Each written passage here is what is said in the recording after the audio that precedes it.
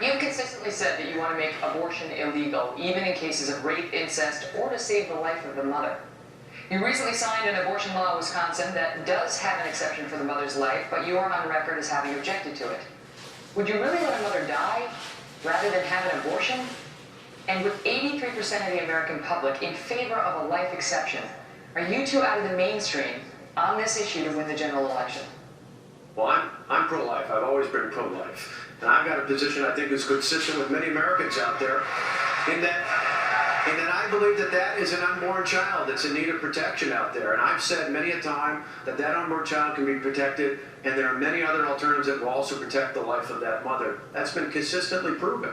Unlike Hillary Clinton, who has a radical position in terms of support for Planned Parenthood. I defunded Planned Parenthood more than 4 years ago, long before any of these videos came out. I've got a position that's in line with everyday America. Governor Walker, from 2002 till as recently as 2013, just 2 years ago, you supported comprehensive immigration reform, including a path to citizenship.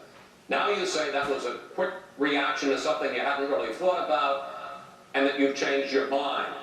Other than politics, could you explain why in the last 2 years you've changed your position on a path to citizenship, and are there other past positions that we shouldn't hold you to?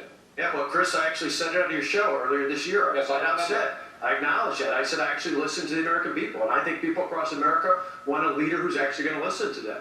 I talked to border state governors and other elected officials. I looked at how this president, particularly through last November, messed up the immigration system in this country. Most importantly, I listened to the people of America. I believe we need to secure the border. I've been to the border with Governor Abbott in Texas and others, seeing the problems they have there. There's international criminal organizations penetrating our southern-based borders, and we need to do something about it. Secure the border, enforce the law, no amnesty, and go forward with a legal immigration system that gives priority to American working families and wages.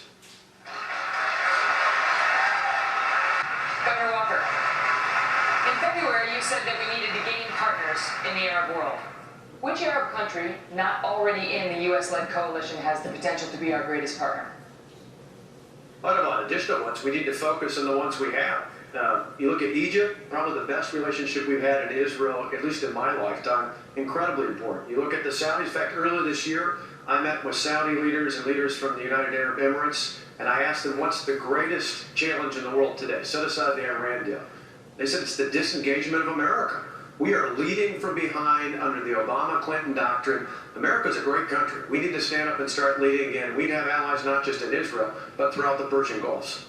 Trump, thank you. Hold on. We're gonna move on. We'll come back to you, Governor Walker. Just 1 second on this, though. We spend a lot of time talking about Hillary Clinton and pitting us back and forth. Let's be clear. We should be talking about Hillary Clinton on that last subject, because everywhere in the world that Hillary Clinton touched is more messed up today than before she... We have many questions to come. Many questions to come. Governor Walker, when you ran for governor of Wisconsin back in 2010, you promised that you would create 250,000 jobs in your first term, first 4 years. In fact, Wisconsin added barely half that and ranked 35th in the country in job growth. Now you're running for president, you're promising an economic plan in which everyone will earn a piece of the American dream. Given your record in Wisconsin, why should voters believe you? Well, the voters in Wisconsin elected me last year for the third time because they wanted someone who aimed high, not aimed low. Before I came in, the unemployment rate was over 8%.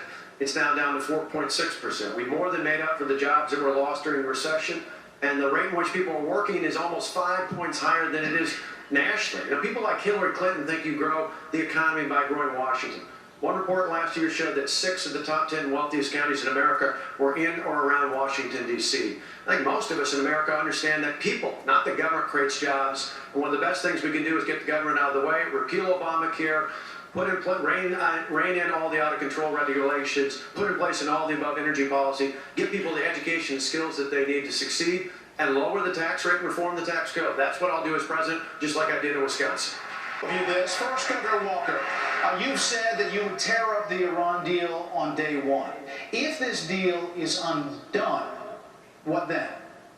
Well, first off, let's remember, I still remember as a kid tying a yellow ribbon around the tree in front of my house during the 444 days that Iran held 52 Americans hostage. Iran is not a place we should be doing business with. To me, you terminate the deal on day one, you reinstate the sanctions authorized by Congress, you go to Congress and put in place even more crippling sanctions in place, and then you convince our allies to do the same.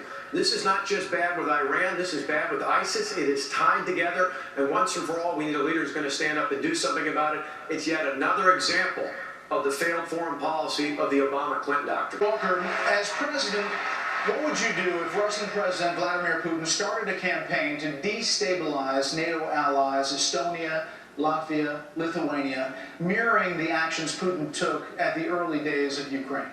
Well, first off, for the cyber attack with Russia the other day, it's sad to think right now, but probably the Russian and Chinese government know more about Hillary Clinton's email server than do the members of the United States Congress. And that has put our national security at risk. If I'm president, you won't think about that. You know, Putin believes in the old Lenin adage, you probe with bayonets. When you find mush, you push. When you find steel, you stop. Under Obama and Clinton, we found a lot of mush over the last 2 years. We need to have a national security that puts steel in front of our enemies. I would send weapons to Ukraine. I would work with NATO to put forces on the eastern border of Poland and the Baltic nations. And I would reinstate and put in place back in the missile defense system that we had in Poland and in the Czech Republic. Governor We find steel. Huckabee. Governor Walker, same question. Well, thanks, Megan. I'm certainly an imperfect man, and it's only by the blood of Jesus Christ that I've been redeemed from my sins. So I know that God doesn't call me to do a specific thing. God hasn't given me a list, the 10 Commandments, if you will, things to act on the first day. What God calls us to do is follow His will. And ultimately, that's what I'm going to try to do. And I hope people have seen in my state, even to the big challenges I took on when I had over 100,000 protesters in and around our capital trying to do what I thought was the right thing. It wasn't just how I took on those political battles. It was ultimately how I acted, not responding in kind, not lashing out, but just being decent going forward and living my life in a way that would be a testimony to Him and His faith, and our faith. Governor Scott Walker. Thanks. I'm a guy with a wife and 2 kids and a Harley. One article called me aggressively normal. I ran for governor because I was worried about my kids' future. Then I took on the big government union bosses, and we won. They tried to recall me, and we won. They targeted us again, and we won.